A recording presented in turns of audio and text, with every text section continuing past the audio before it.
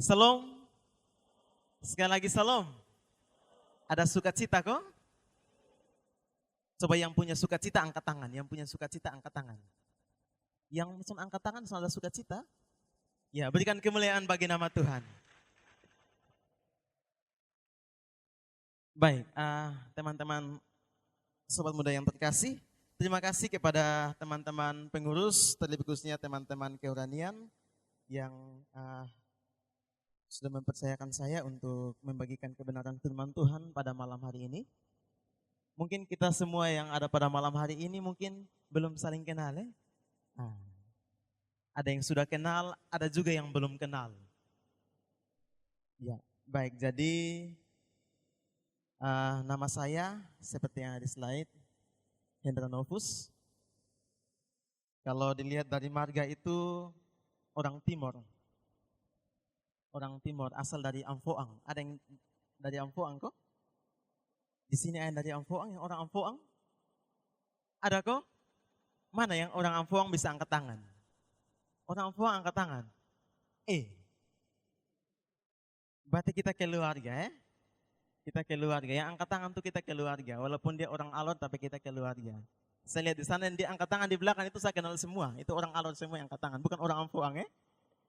Jadi walaupun kita berbeda-beda, saya dari Amfoang, dari Timor, tetapi kita tetap satu dalam Tuhan. Amin ya? Baik teman-teman semua, saya perlu perkenalkan diri juga ya? Atau boleh kok? Boleh, oke, baik. Jadi nama saya sudah ada di depan, Hendra Novus, asal dari Amfoang, tapi tinggal di Camplong. Iya, kalau tinggal di sini di Wesapa sini. Ya, Wesapa. Akamsi gereja di sini juga, Akamsi gereja diaspora. Jangan bilang Akamsi. Ya. Gereja di diaspora juga, anggota pemuda diaspora juga. Anggota pemuda diaspora juga. Dan status saya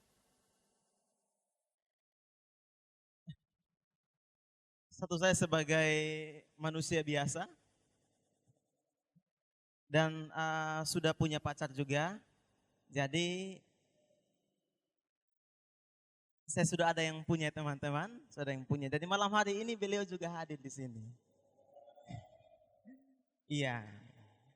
Jadi ada satu kakak nona depan yang baju hitam, itu dia kekasih yang selalu mendamping ya. Asik. Oke baik, mungkin bisa perkenalan singkat dari saya. Kita akan masuk dalam pemberitaan firman Tuhan. Baik.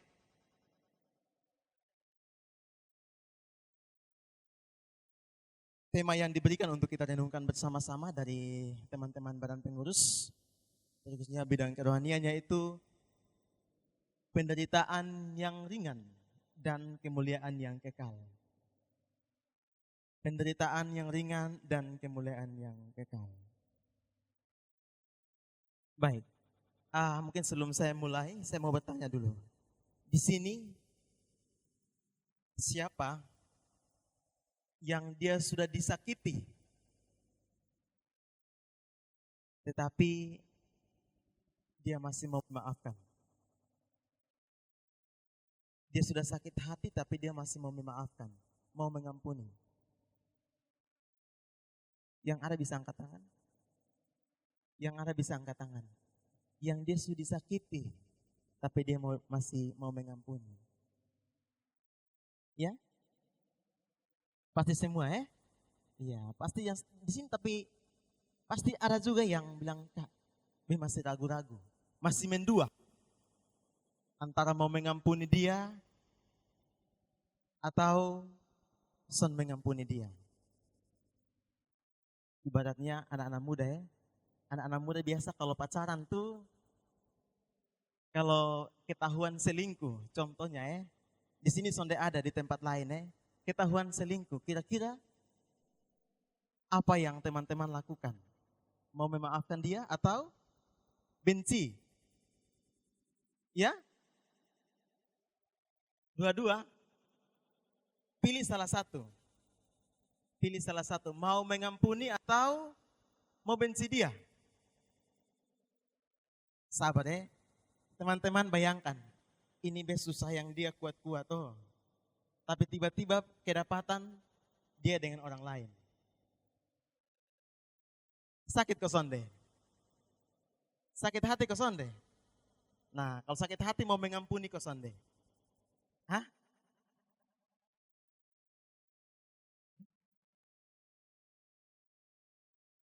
Kalau sakit hati itu menderita kosonde. Ya, kalau suka tahuan selingkuh, kedapatan selingkuh, sakit hati, itu menderita kosonde. Ya, tidak menderita. Oh yang san menderita itu dia kuat betul-betul. Dia punya hati tercipta dari besi baja, dari baton. Baik, teman-teman semua yang terkasih, sobat muda yang terkasih. Dalam bacaan kita pada saat ini,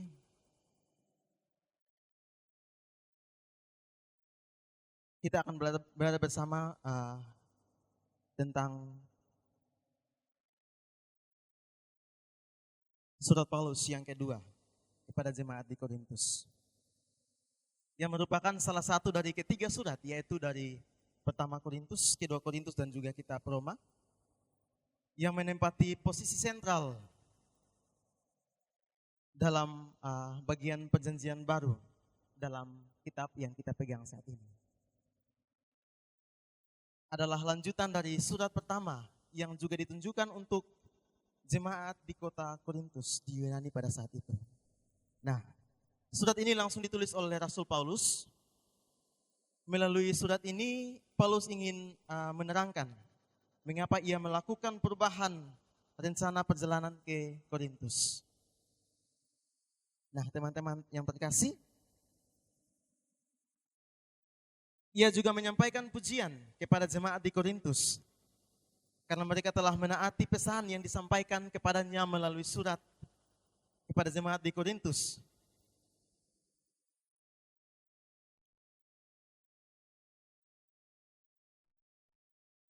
Yang Rasul Paulus kirimkan pada surat yang pertama itu. Dan Titus adalah orang yang ditunjuk Paulus untuk mengantarkan surat ini. Dengan harapan agar surat yang kedua juga disambut baik oleh jemaat di Korintus pada saat itu. Nah, teman-teman semua yang terkasih, dalam surat ini berusaha untuk menjawab permasalahan yang terjadi di Korintus pada saat itu. Ketika itu terjadi pertikaian antara Paulus dan golongan orang yang memfitnahnya. Mereka adalah rasul-rasul yang palsu. Yang memberitakan Yesus yang lain. Mereka memberitakan tentang Yesus yang lain. Akan tetapi lawannya justru mengklaim bahwa Paulus sebagai rasul yang palsu. Mereka mengklaim bahwa Rasul Paulus adalah sebagai rasul yang palsu. Sehingga kewenangannya sebagai rasul patut diragukan. Mereka mengklaim bahwa Paulus adalah sebagai rasul yang palsu. Sehingga kewenangannya sebagai rasul itu diragukan.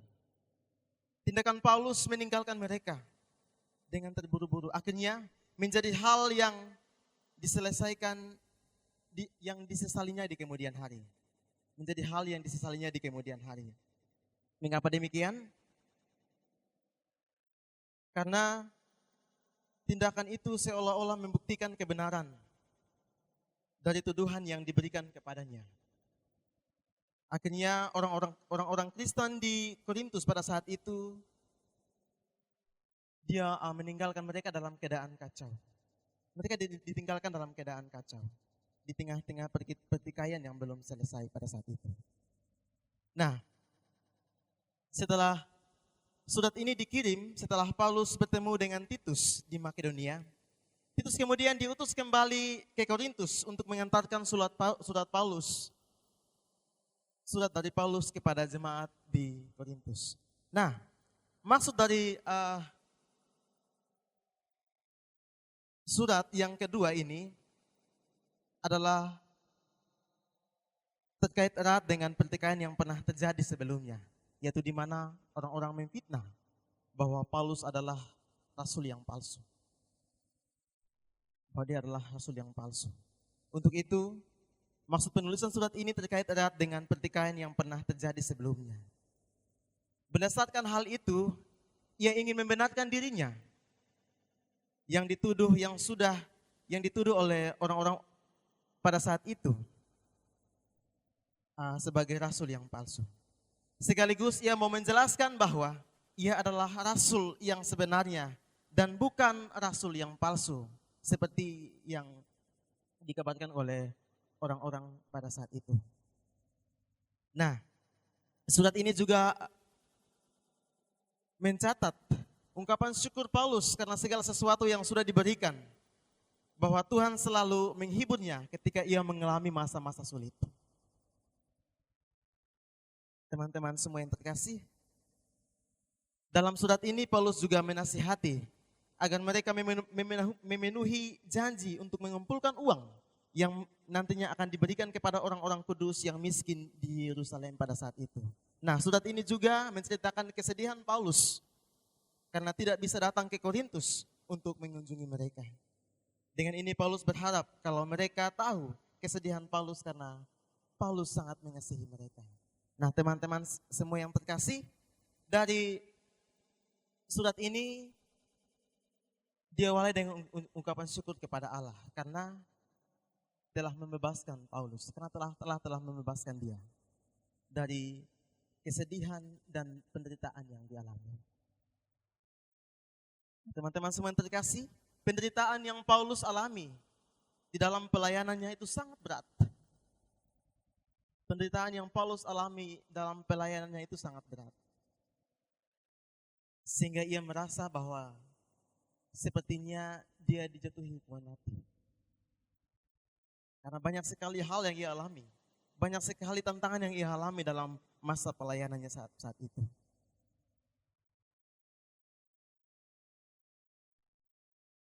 Nah, teman-teman semua yang terkasih, mengapa demikian? Mengapa sehingga banyak sekali cobaan yang dihadapi, tantangan yang dihadapi? Tetapi kenapa Paulus tidak tawar hati? Kenapa Paulus tidak tawar hati?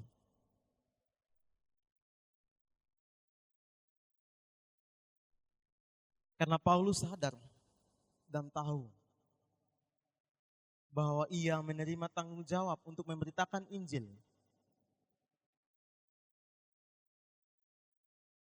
Yang diberikan Allah sendiri kepadanya.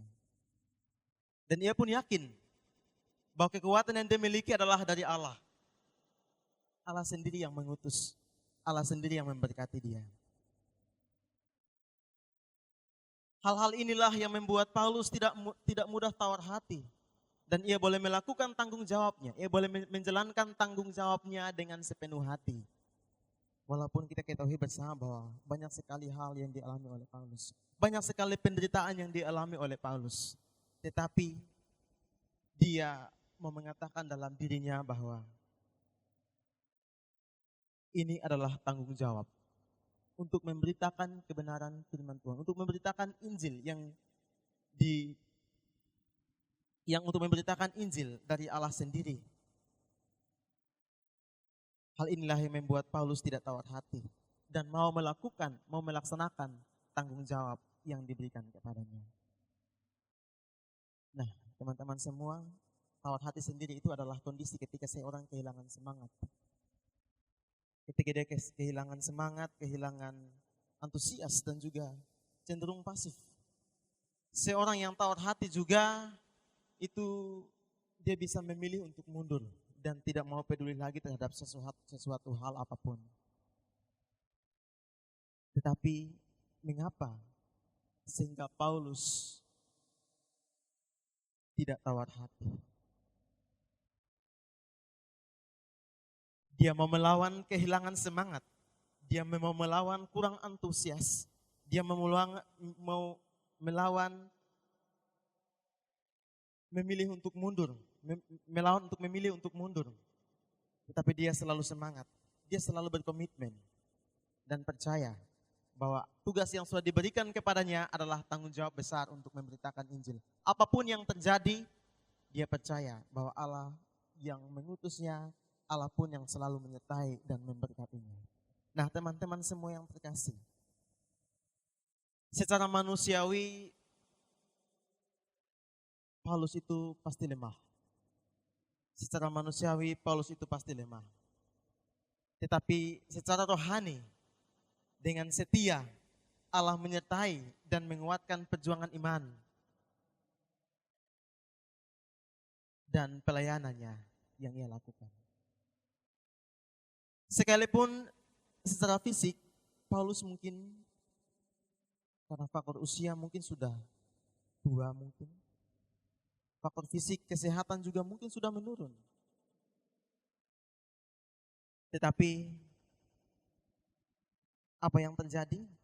Semangatnya terus membara untuk memberitakan Injil kebenaran. Sekalipun daya fisik Paulus semakin menurun, baik karena usia maupun penderitaan yang terus-terus ia alami dalam kehidupannya, dalam pelayanannya. Namun semangatnya untuk menginjil tetap menyala-nyala. Mengapa demikian? Karena dia sangat yakin bahwa di balik penderitaan, di balik semua penderitaan yang ia alami, pasti suatu saat akan tersedia kemuliaan Tuhan baginya. Dengan iman dia percaya bahwa apapun masalah, persoalan yang dia alami, penderitaan yang dia alami, dia terus mengembarkan Injil Tuhan. Apa bedanya dengan kita, teman-teman muda yang terkasih? Apakah kita mau seperti Paulus? Apakah kita mau seperti Paulus?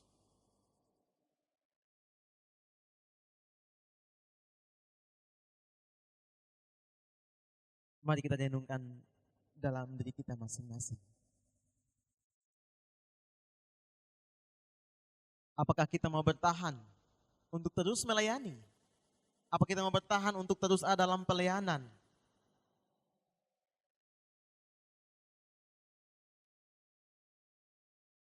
Ketika banyak tantangan yang kita hadapi. Banyak sekali orang yang lari. Banyak sekali orang yang menghindar dari pelayanan. Oleh karena tersinggung, sakit hati, dan lain sebagainya. Mari kita renungkan kembali dalam pribadi kita masing-masing. Apakah saya sekarang ini sudah seperti Paulus? Apakah saya mau jadi seperti Paulus? Yang walaupun tantangan, cobaan, banyak yang ia hadapi, permasalahan yang ia hadapi, tetapi dia mau tetap setia untuk mengabarkan Injil kebenaran. Ini satu catatan yang perlu kita tanamkan dalam hati dan pikiran kita. Toh Paulus secara usia mungkin sudah tua ya, kalau kata mau bilang tua. Tetapi dia masih mau bertahan dalam setiap kesesakan, dalam setiap tantangan untuk melayani Tuhan. Bagaimana dengan kita anak-anak muda yang masih fresh, yang masih segar-segar? Apakah ketika kita mengalami tantangan, mengalami musibah, kita masih mau untuk melayani Tuhan? Kita masih mau untuk mengakui Dia sebagai Tuhan dalam kehidupan kita? Satu pertanyaan yang perlu kita renungkan bersama-sama dalam kehidupan kita masing-masing. Mari kita berefleksikan ke dalam kehidupan kita masing-masing. Siapa yang kita puaskan dalam pelayanan kita? Siapa yang kita puaskan dalam pelayanan kita? Apakah manusia? Apakah orang-orang terkasih kita? Apakah pelayan-pelayan Tuhan?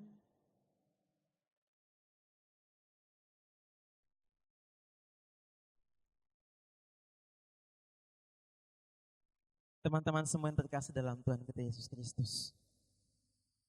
Paulus bukan sekedar melihat sisi positif.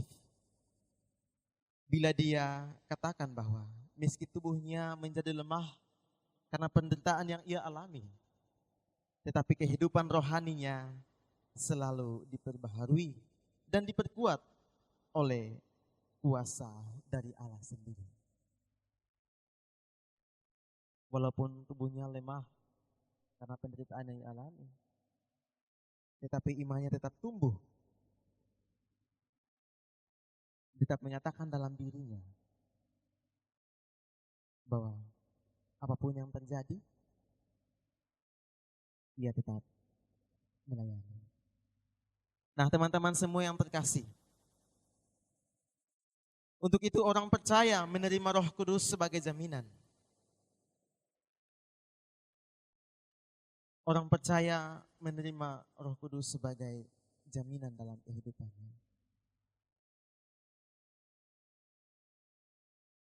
Ketika kita percaya bahwa Roh Kudus sebagai jaminan dalam kehidupan kita, maka karya Roh Kudus dalam kehidupan kita akan selalu baru dan selalu melimpah dalam kehidupan kita. Seperti karya Roh Kudus yang terjadi dalam kehidupan Paulus pada saat itu. Keselamatan penuh yang akan selalu Paulus terima dari Tuhan. Karena ia selalu setia. Selalu setia dalam memberitakan Injil kebenaran.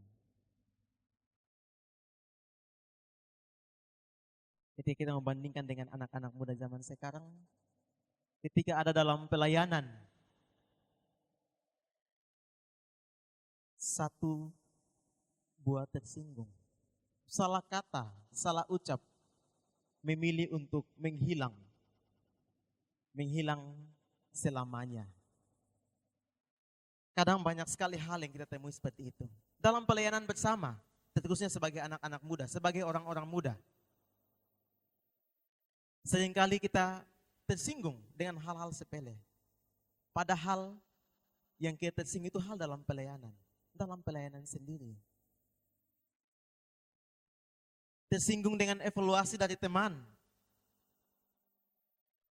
Tersinggung dari masukan dari teman-teman tentang pelayanan. Oh, tadi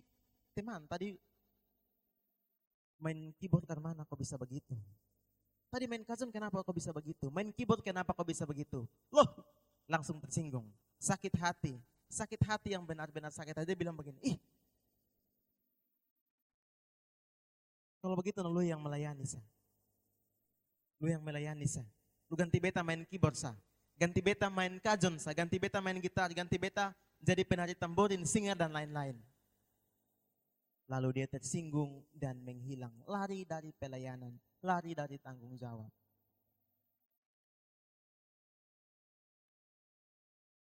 Teman-teman muda yang terkasih, ketika kita ada dalam pelayanan, maka kita siap untuk menerima konsekuensi. Kita siap untuk menerima tantangan apapun yang dihadapi. Banyak waktu yang kita korbankan. Begitu teman-teman, ketika kita mau memberi diri untuk ada dalam pelayanan, kita harus berani untuk membagi waktu, berani untuk berkorban. Seperti Rasul Paulus, banyak sekali penderitaan yang ia alami. Tetapi dengan iman dia yakin percaya bahwa dia terus melangkah, dia terus memberitakan Injil kebenaran di dunia ini. Mari kita renungkan kembali. Apakah kita sekarang ini kita seperti Rasul Paulus?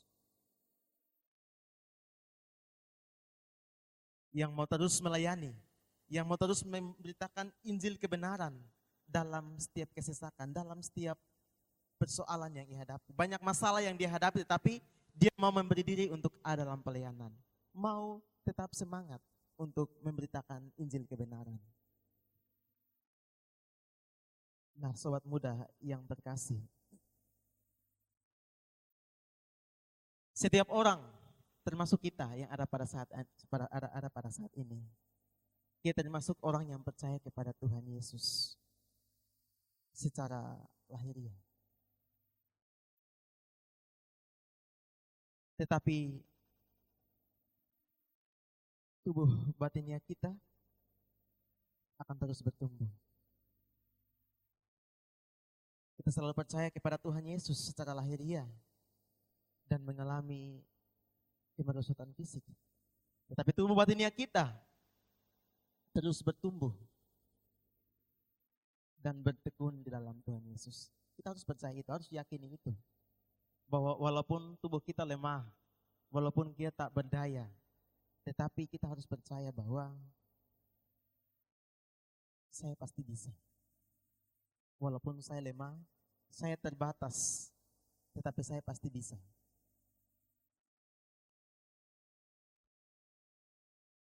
Banyak sekali orang-orang muda yang menyerah oleh karena persoalan kecil. Yang menyerah oleh karena persoalan kecil. Ketika masalah, tantangan yang dia hadapi, langsung putus asa. Banyak sekali hal-hal yang terjadi.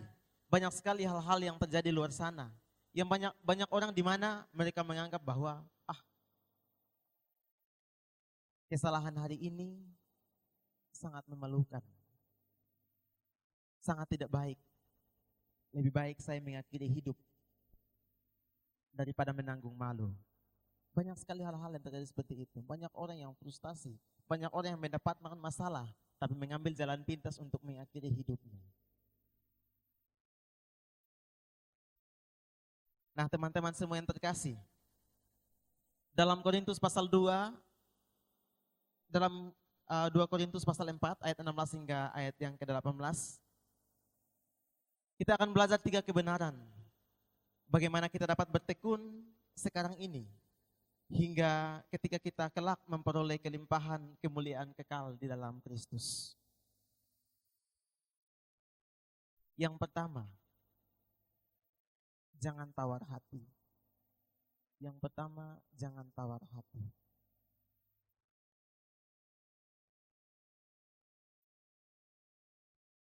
Jangan tawar hati ketika manusia lahiriah kita semakin merosot. Kita sudah baca bersama-sama dalam ayat yang ke-16. Sebab itu kami tidak tawar hati. Tetapi meskipun manusia lahiriah kami semakin merosot, namun manusia batinnya kami diperbaharui dari hari ke hari. Tubuh jasmani kita akan mengalami kemerosotan dan menuju kepada kematian karena moralitas. Yaitu bahwa setiap manusia pada akhirnya akan mengalami kelemahan tubuh dan pada akhirnya juga akan meninggal. Tetapi kita jangan tawar hati. Karena bila kita dekat dan sungguh-sungguh mengikut Tuhan Yesus, maka manusia batinnya kita akan diperbaharui dari hari ke hari.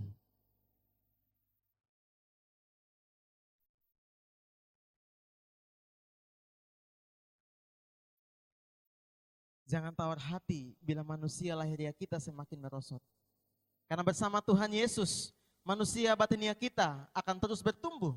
Dan masa tua kita pun masih berbuah, menjadi gemuk dan segar. Ketika kita menaruh harapan kita kepada Tuhan, kita berikan semua kepada Tuhan, maka percayalah, apapun yang terjadi dalam kehidupan kita, masalah apapun, persoalan yang terjadi, kita bisa melewatinya.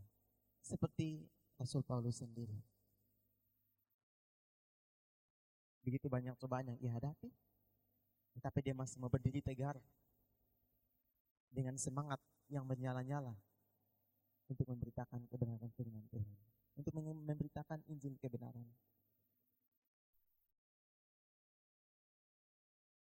Apa daya dengan kita saat ini, anak-anak muda? Apakah kita siap mau seperti Paulus? Apakah kita siap mau seperti Rasul Paulus? Yang mau seperti Paulus bisa angkat tangan? Yang mau seperti Rasul Paulus angkat tangan? Yang mau? Yang son angkat tangan son mau kok? Yang son angkat tangan son mau? Ya, semua mau Saya yakin semua mau. Mari kita mau seperti Rasul Paulus. Apapun yang terjadi, masalah, tantangan, cobaan yang ia hadapi, dia tetap berdiri tegar untuk menyatakan bahwa saya terus melayani, saya terus mengabarkan Injil. Sakit hati, jangan karena tersinggung, kita tidak mau melayani.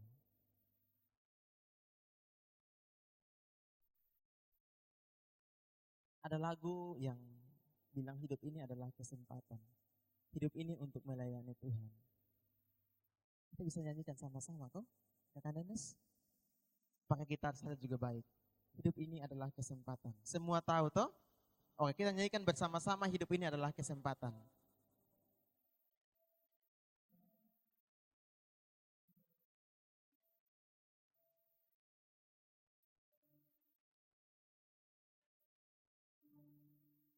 Hidup ini adalah kesempatan. Hidup ini untuk melayani Tuhan.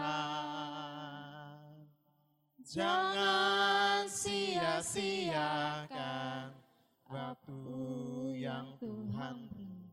Hidup ini suruh sementara.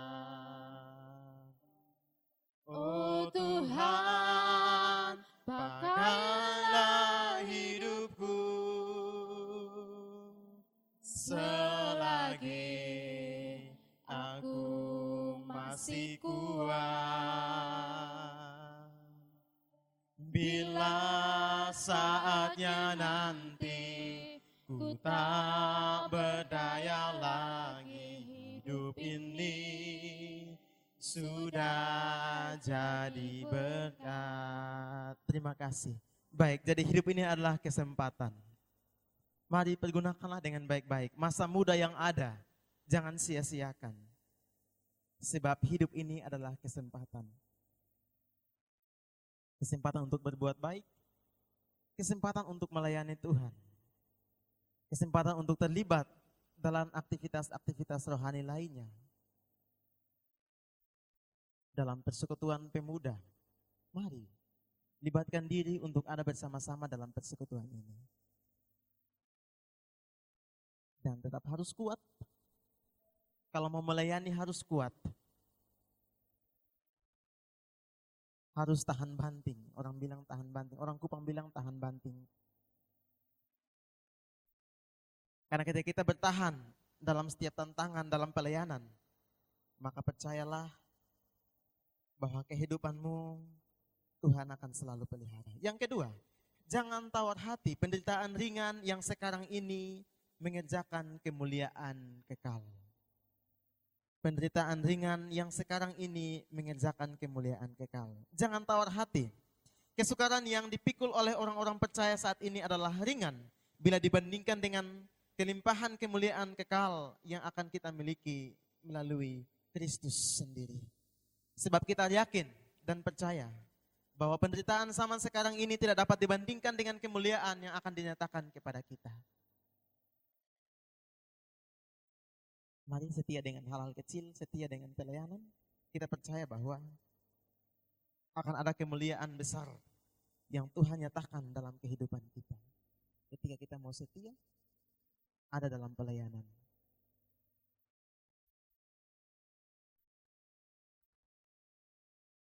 Nah, sobat-sobat muda yang terkasih, untuk itu mari kita jangan tawar hati dan jangan kehilangan pengharapan serta putus asa sewaktu-waktu menghadapi berbagai ancaman, masalah, problem hidup dalam setiap kehidupan kita, terkhususnya bagi kita yang selalu ada dalam pelayanan. Teman-teman muda yang terkasih, mari kita boleh menyimpan ini dalam hati batin kita, dalam pikiran kita untuk merenungkannya dalam kehidupan kita lepas hari. Yang ketiga, kita harus dewasa rohani supaya dapat melihat hal-hal yang bernilai kekal. Kita harus dewasa rohani supaya dapat melihat hal-hal yang bernilai kekal. Salah satu tanda orang Kristen yang bertumbuh secara rohani adalah dapat melihat, menghargai hal-hal yang bernilai kekal. Dia dapat menghargai hal-hal yang bernilai kekal. Itu tanda orang Kristen yang bertumbuh dewasa secara rohani. Yaitu dia dapat melihat, menghargai hal-hal yang bernilai kekal.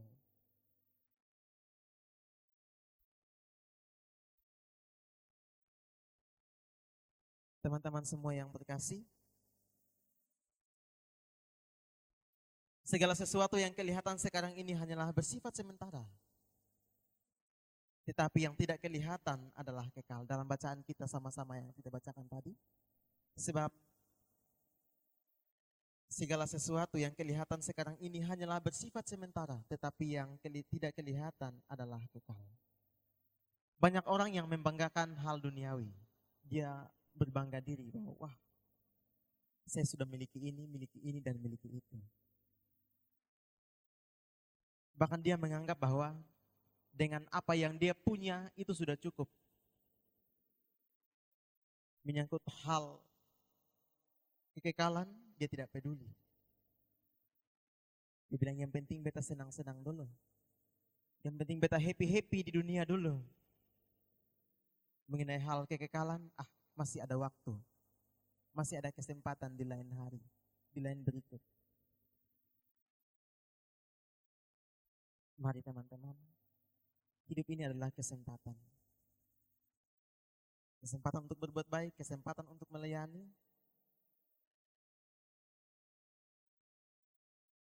Untuk itu mari tetap menggunakan waktu dengan baik. Karena waktu ini hanya sementara. Di dalam 2 Korintus pasal 4 ayat 16 hingga ayat yang ke-18 kita benar mendapatkan 3 kebenaran. Bagaimana kita dapat bertekun sekarang ini walaupun dalam kemerosotan lahiriah kita. Kita percaya bahwa suatu saat nanti kita akan memperoleh kelimpahan, kemuliaan kekal di dalam Kristus.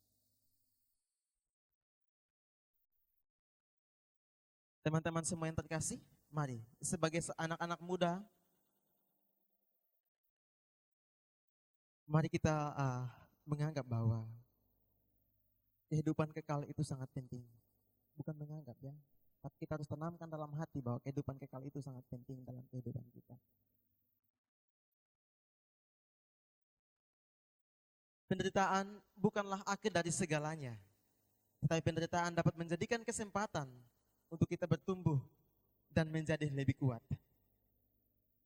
Mari arahkan pandangan kita kepada Yesus. Arahkan pandangan kita pada kemuliaan yang kekal. Dengan sederhana kita mau menjelaskan bahwa tujuan akhir dari kehidupan kita bukan kepuasan duniawi, melainkan kehidupan kekal yang telah Allah sediakan bagi kita. Mari kita terus belajar untuk terus tekun dalam doa, serta selalu berada dalam hadirat Tuhan ketika menghadapi setiap kesulitan dan penderitaan. Tetap setia walaupun banyak tantangan yang kita hadapi, banyak hal yang kita hadapi. Tetap setia, karena ketika kita setia dalam setiap pelayanan, kita setia dengan Tuhan, maka Tuhan pun akan setia dengan kita. Ketika kita setia dengan Dia, maka Dia juga akan setia dengan kita. Ada amin kok? Ketika kita setia dengan Dia, Dia juga pasti akan setia dengan kita. Tetapi kalau kita sudah setia dengan Dia, pasti Dia juga sudah setia dengan kita. Untuk itu, mari gunakan kesempatan yang ada, kesempatan muda yang ada, beri diri untuk melayani Tuhan. Beri diri untuk ada dalam pelayanan. Tantangan, masalah, jangan pikirkan itu.